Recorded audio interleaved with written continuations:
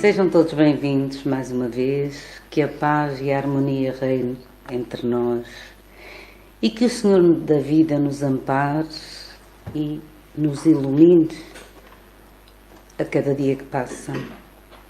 Que possamos hoje aqui, todos juntos, tornar este fim de tarde, quase de noite, um momento bonito e um momento especial. E o nosso tema de hoje tem por título Vozes de Além-Túmulo, do Além-Túmulo. E como tal, nós vamos comemorar a vida. Que seja uma vida melhor do que as dificuldades que muitos de nós passamos no dia a dia e que possam ser amenizadas pelo menos durante esta hora que aqui nos encontramos. Há dias a conversar com uma pessoa sobre o tema para hoje, ela muito segura de si, disse-me: por que é que não fazes uma palestra sobre as vozes do além-túmulo? Eu primeiro fiquei um pouco apreensível. O que é que eu vou falar, não é? Mas decidi, de facto, pesquisar e achei muito interessante preparar esta palestra, porque esta palestra, como vocês vão poder verificar, é para todos nós. Esta palestra, reforço, é dedicada a todo o mundo, porque a nossa história é a história de uma manifestação, é a história de uma revelação que foi trazida de um outro lugar do mundo até nós. A bibliografia que eu utilizei para este tema foi da FEBNet, portanto da Federação Espírita Brasileira, a investigação sobre a família Fox, a Revista Espírita e o Livro dos Médiuns e Mecanismos da Mediunidade. Vozes do Além-Túmulo significa a voz daqueles que já partiram, que já desencarnaram e que por algum motivo querem trazer uma mensagem. Estas vozes de além-túmulo significam que alguém ainda se preocupa connosco, que estamos aqui encarnados, e que eles, por algum motivo, não se podem comunicar connosco diretamente. Mas Deus, que é a inteligência suprema, a causa primeira de todas as coisas, como nos refere a primeira questão do Livro dos Espíritos, encontrou uma forma de eles fazerem isso, a chegar até nós.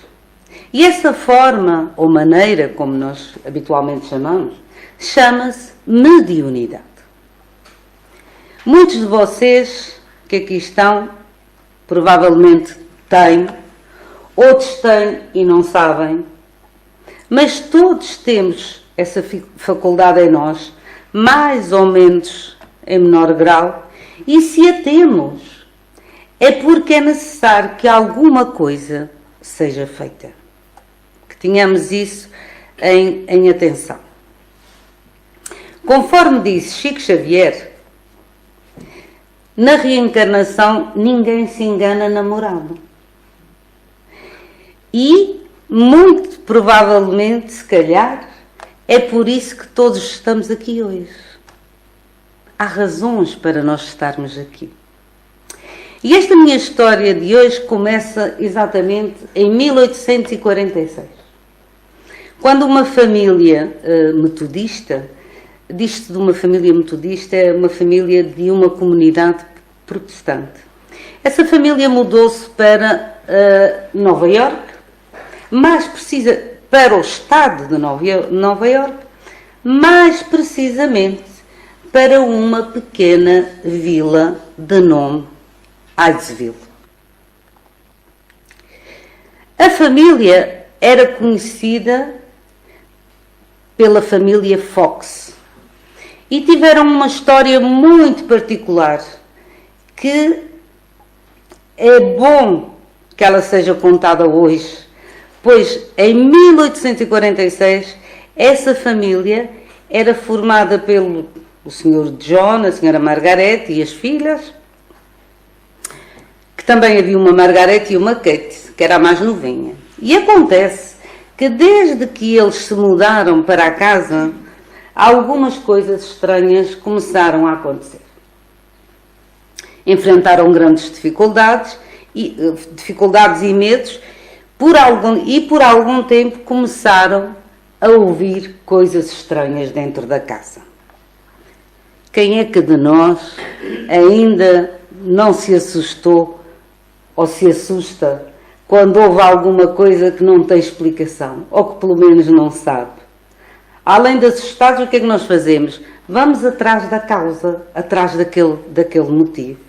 E se não ficamos esclarecidos, o que acontece é que se começa a achar ainda que aquilo é algo de mau, que é alguma assombração, não é? Às vezes até dizem, parece que é assombração, não é? É assim. Então esta família, no meio daquela confusão, de todos aqueles problemas, andavam juntos em casa de mãos dadas e o barulho não lhes dava sossego. A situação continuou, e eles, por mais orações que fizessem, parecia que mais assombração aparecia. Há um ditado popular que diz: quanto mais eu rezo, mais assombração me aparece. Talvez este ditado tenha sido daquela altura, quem sabe, não é? E passaram 2 anos. Em 1848, até que a coisa lhes fugiu, nesse ano, realmente ao controle. E no dia 31 de março desse ano, as meninas que dormiam, as duas juntas no mesmo quarto, correram para o quarto dos pais a pedir proteção porque não conseguiam aguentar tanto barulho. Os pés da cama batiam, trepidavam pancadas, na parede haviam barulhos, as madeiras estalavam e elas, claro, foram para o quarto dos pais, como muitos de nós com certeza já fizemos quando éramos pequenos e tínhamos medo. O que é que a gente fazia? Fugia para o pé dos pais, não é? E assim foi. Os pais, o senhor e a senhora Fox, claro que não sabiam o que fazer. Não havia hipótese. Imaginem vocês, naquela época, uma família que tinha a sua fé, a sua crença protestante, dedicada ao Senhor Jesus, claro. O que é que poderia ser aquilo para aquela gente? Eles apenas acreditavam naquilo, na sua religião e naquilo que professavam. E depois de muitas orações juntas, a menina Kate, que era a mais nova, e responsável pelo motivo daqueles barulhos e pela possibilidade de tudo aquilo acontecer através da mediunidade essa que é chamada mediunidade de efeitos físicos, que a menina tinha, resolveu então fazer uma pergunta àquela entidade. Ela, como mais novinha, aqueles barulhos, não era uma entidade, eram aqueles barulhos. Ela, como mais novinha, teve a coragem que nem o pai, nem a mãe teve, nem a irmã. E então, em voz alta, ela diz: ó senhor pé rachado, ó senhor pé rachado, se você está aí, é capaz de fazer o que eu estou a fazer? Ela bateu e recebeu a mesma resposta. Bateu novamente e a resposta imitava o mesmo barulho, o mesmo gesto. Até que a irmã mais velha toma coragem e diz também, agora é a minha vez. E as batidas foram exatamente iguais. Tudo igual, tudo copiado novamente, pelo espírito e na mesma sequência. Chegou a vez da mãe. Mas a mãe também queria fazer a pergunta. Não sabia bem o que fazer e repete o que a filha mais nova diz e volta a dizer: Senhor Pé Rachado, sabe porquê é que elas falam consigo? Porquê é que elas chamavam Pé Rachado? Para vocês terem ideia desta curiosidade. Porque Pé Rachado tinha a ver com o demónio, que era aquilo que elas achavam que eram. E elas acreditavam que aquilo só podia ser do mal, não é? E que só podia ser inclusivamente o próprio Satanás, porque elas acreditavam em tudo aquilo. Então, ela pergunta para o alto, digamos assim, qual é a idade da minha filha mais velha? E ouviu 10 batidas. E a idade da filha mais nova? E ouviu 7 batidas. O que confirmava que aquela força tinha uma inteligência. Porque tudo aquilo que fazia através dos barulhos condizia com aquilo que estava a acontecer. E foi assim que, digamos que didaticamente, surgiu a primeira comunicação mediúnica que nós temos notícias nos tempos modernos. Com esta família Fox nos Estados Unidos, podemos classificar a primeira voz do além-túmulo que falou através da mediunidade da menina Kate. E ela com a certeza de que alguém de facto respondia, a Kate, voltou a insistir. Ela não se contentou com aquelas coisas. E perguntou, quem é você? Se me está a ouvir, vou propor-lhe o seguinte. A letra A significa uma batida. A letra B significa 2 letras. 2 batidas. Não, eram 2 letras. Não eram batidas, eram letras. O A era uma batida que era para se saber que era o A, mas depois o B eram 2 letras. Porque eles depois se comunicavam-se, já lá vamos ver. Eles depois comunicavam-se pelas batidas das letras. Exatamente. O J eram 10 batidas. E a letra T eram 20 batidas. Agora, imaginem vocês, como vocês devem imaginar, não era nada fácil comunicar assim. Mas não havia outra forma, era a forma que elas tinham. E é importante que se saiba que as vozes, o que é que as vozes do além-túmulo e como é que elas fizeram para trazerem as mensagens até nós. Vocês já viram esta curiosidade? Como é que era tão difícil fazer frases com batidas? Aqui há dias assisti a uma palestra em que, inclusivamente, o palestrante, ele disse para a plateia, eu vou fazer aqui umas frases para vocês. Ele sabia as letras, a forma de comunicação, claro que ficou toda a gente a ver, e o que ele estava a comunicar era apenas a dizer o amor existe, mas era batidas por todo o lado, e portanto, isto só para termos a ideia de como tudo isto funciona. E daquele modo, como eu estava a dizer, elas iniciaram um diálogo, que depois teve muito mais coisas, com um espírito batedor, que disse chamar-se Charles Rosner. Ele era caixeiro viajante, segundo ele disse, e foi assassinado naquela casa 5 anos atrás por antigos inquilinos.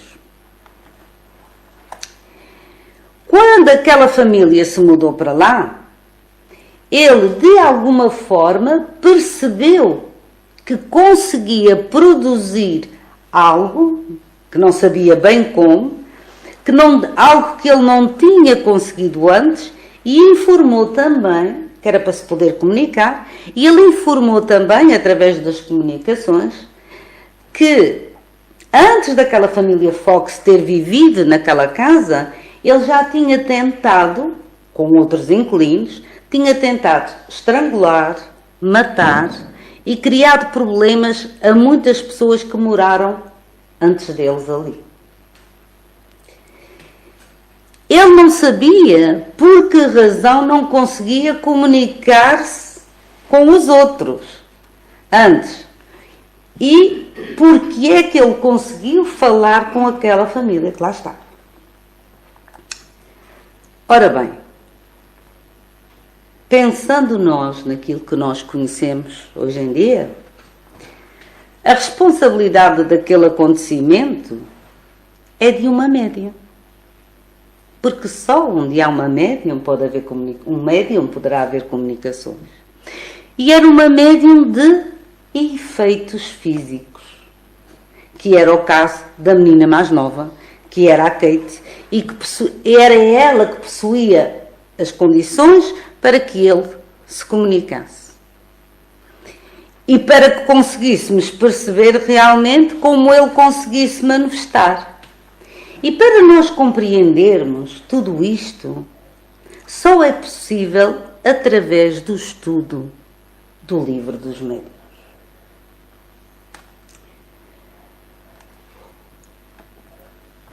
O Livro dos Médiuns é no Livro dos Médiuns, que é o segundo livro da codificação espírita, publicado em 1861, exatamente 4 anos após a publicação do Livro dos Espíritos, que é o primeiro livro da codificação, como sabem. É através do Livro dos Médiuns que nós podemos aprender os diversos tipos de manifestações que existem sobre mediunidade. E são muitas. O Livro dos Médiuns é um livro que não é só para os espíritas. Os espíritas todos deviam estudá-lo. Mas é um livro que está ao alcance de qualquer pessoa, que deveria ser estudado por pessoas portadoras de mediunidade e não só, porque há muitas pessoas que são portadoras de mediunidade e até sabem que são portadoras de mediunidade, e para que essas pessoas possam compreender o que se passa muitas vezes com elas, com amigos, com familiares, e que muitas vezes, por ignorância, tiram conclusões erradas e conclusões precipitadas.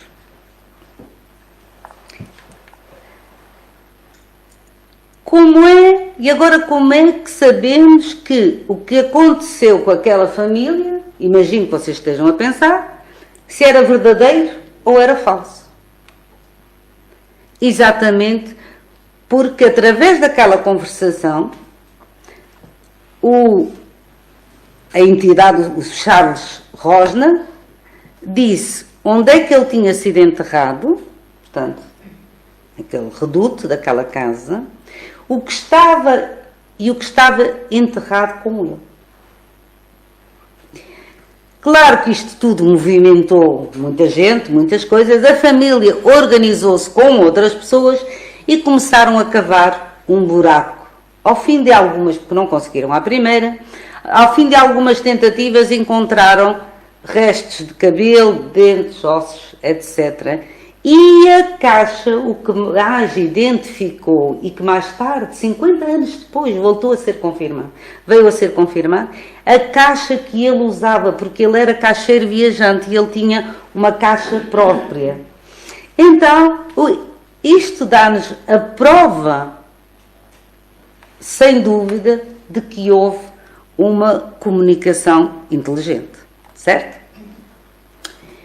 Ora, quando eu digo que houve uma comunicação inteligente, isto não significa que aquela entidade, o Charles, era ou não muito inteligente.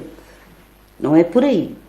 Mas significa que ele conseguiu transmitir uma mensagem através de pancadas, aquilo que nos nossos dias se faz através da fotografia, da arte e de outra forma, não é?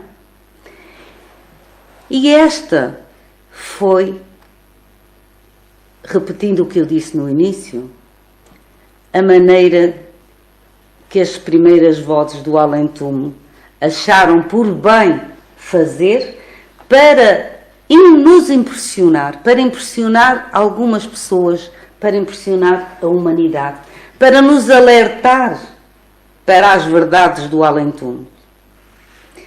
Portanto, que nós não tenhamos receios, aqueles que às vezes ouvem, não é aqui que foi criado o espiritismo. Espiritualismo é uma coisa, comunicações dos espíritos, toda a vida houve. Mas o espiritismo, as primeiras manifestações que deram origem ao aparecimento da doutrina espírita, não foi na Europa, como muitos pensam, foi exatamente nos Estados Unidos. E, através de tudo isso, a fama daqueles acontecimentos de Hydesville e daquela família teve repercussão nos meios científicos e intelectuais dos Estados Unidos e da Europa, porque veio chegando à Europa. E grandes nomes das ciências e letrados, como aquelas duas imagens, não, é uma outra, perdão. É a anterior. Já aqui está. Eu passei uma à frente, desculpem lá. Como estes dois senhores e muitos outros, o Sr. William Crookes, um investigador das materializações, grandes materializações que houveram naquela altura e que continuam a haver através dos anos, não tantos e nem todos os médiuns, hoje em dia não é tão necessário observar essas materializações.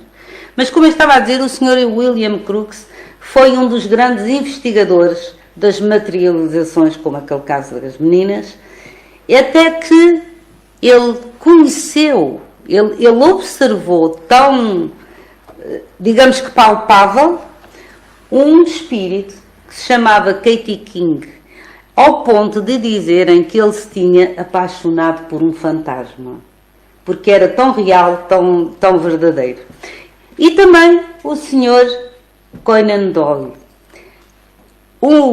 Este senhor tem um aspecto curioso, além de ser estudioso. Ele foi o criador daquele famoso detetive, Sherlock Holmes, que já não via aquelas séries de televisão, não é? E estes dois senhores, entre outros, deram a sua contribuição para comprovar a existência do espírito. Inclusivamente o Sr. Conan Doyle, no seu último livro, no seu livro A História do Espiritismo, ele dedicou um capítulo inteiro sobre as manifestações mediúnicas e o caso daquelas irmãs Fox. Portanto, ele dedicou-se exaustivamente a verificar aquela situação. Em 1854, o professor Hippolyte Léon Denis Aveyré começou a ter notícias de casos estranhos, de mesas que respondiam às perguntas de quem as consultava. E isto acontecia em reuniões privadas da alta sociedade em Paris. Ao seu lado, ele sempre teve a sua mulher, a sua Amélie. Ao início, como cientista que era, cético, e depois de diversas investigações, o professor observou que as respostas que eram dadas através de pancadas pelas mesas eram respostas inteligentes também. E reconheceu não pertencer às mesas, obviamente, a faculdade de pensar, porque as mesas não pensam. E embora para alguns as reuniões fossem apenas uma mera distração daqueles que apareciam lá, Ele viu ali, naquelas investigações, naqueles estudos, ele viu ali a atuação de inteligências invisíveis que tinham sido homens e mulheres que tinham transportado as fronteiras do túmulo e habitavam no mundo espiritual. E que são, de facto, as vozes do além-túmulo. E foi assim que realmente o professor francês se viu incumbido da mais alta missão que lhe foi confiada.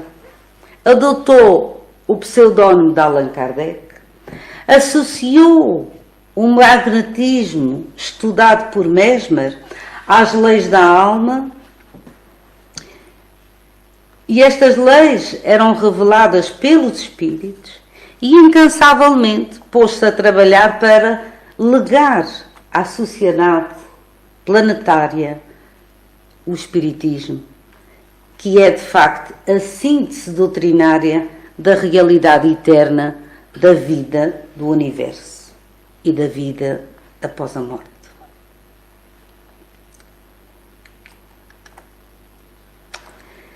Mas as vozes do além-túmulo sempre se comunicaram, como eu referi no início, e continuam a comunicar-se das mais diversas formas.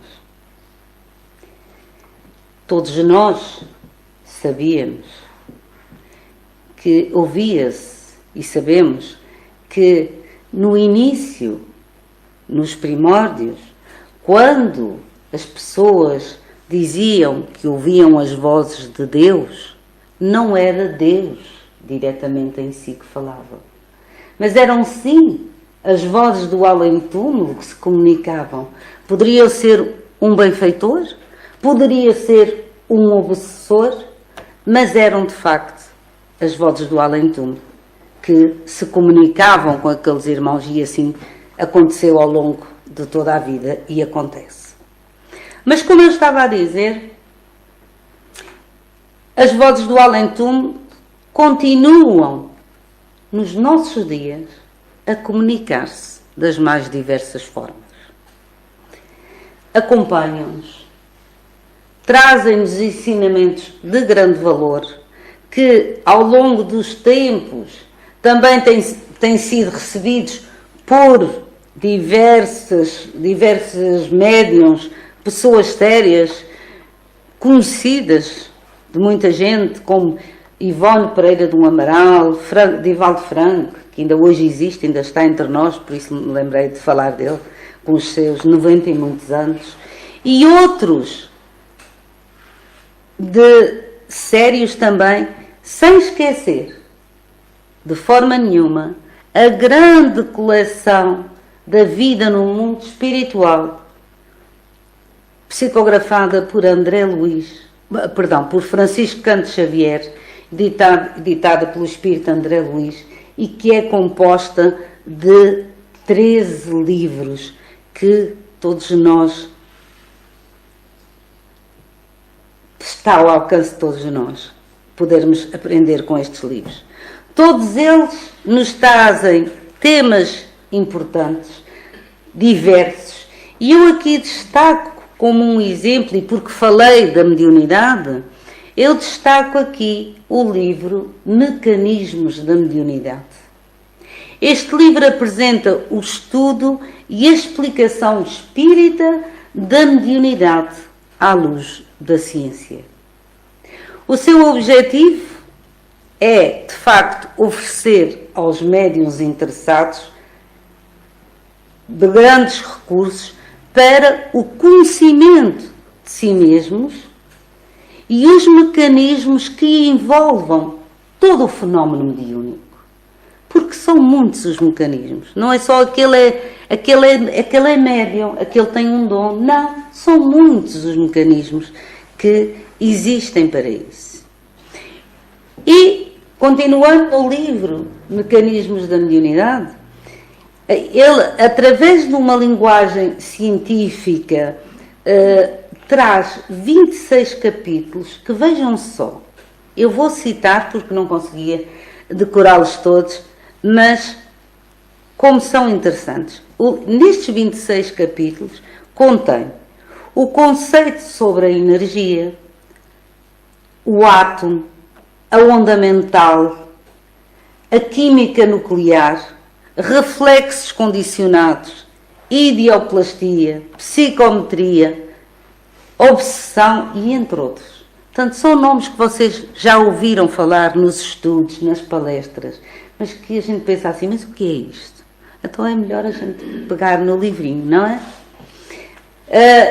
Porque todos estes conhecimentos, tudo aquilo que ele fala, ele, além destes todos, ele ressalta também a importância da mediunidade com Jesus, demonstrando que, além dos conhecimentos necessários que nós precisamos de ter, existe, de facto, uma necessidade da disciplina e da moral. Não é por acaso que nós no Espiritismo temos o Evangelho segundo o Espiritismo, que é a vertente moral, não é? Porque esta parte da vertente moral são fatores muito importantes para o nosso aprimoramento e a nossa felicidade, a felicidade de cada um em trânsito para onde? Para a realidade maior, para o além-túmulo. É aqui que nós aprendemos. É aqui que nós precisamos de burilar, como dizia a Ana Luísa no início, as nossas tendências, observar os nossos atos, saber comunicar com o nosso próximo. Tudo isso faz parte do nosso, eu diria, da nossa bagagem que levamos para o outro lado. Porque realmente o que nós levamos para o outro lado é o conhecimento que nós temos. Nem a roupa que nós levamos muitas vezes escolhemos. Portanto, não precisamos de bagagem nenhuma. Precisamos sim daquilo que aprendemos e daquilo que fazemos de bem ou de mal no dia a dia. E só para concluir, e apenas por uma informação, se alguém tiver dúvidas e queiram estudar mais profundamente a mediunidade e saber o que é a mediunidade de efeitos físicos, têm como sugestão, por exemplo, as revistas espíritas que estão ali a ver no ecrã, de 1858, que são duas e que falam de dois espíritos batedores como Charles Rosner, na revista espírita também de 1861 e de 63. São todos casos daquelas épocas, como veem, são poucos anos de diferença e era a altura dos grandes fenómenos que chegaram à Europa e chegaram a todo o lado, através daquela família que iniciou a era moderna do espiritualismo. Não do espiritismo, mas a era moderna da comunicação dos espíritos. E é tudo isto que eu tenho para dizer, e muito obrigada a todos por me ouvir.